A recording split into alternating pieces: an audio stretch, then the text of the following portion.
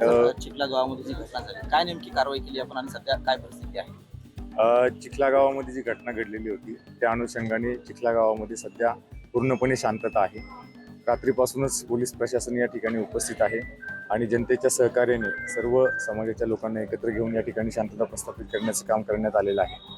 या ठिकाणी मनोज जरांगे पाटील साहेब यांनी थोड्या वेळ भेट दिलेली आहे आणि सर्व नागरिकांना त्यांनी शांततेचं आवाहन केलेलं आहे आणि सद्यस्थितीमध्ये पूर्णपणे या ठिकाणी शांतता आहे. नागरिकांना माझं एवढंच आव्हान आहे की आपण कुठल्याही अफवांवरती विश्वास ठेवू नये.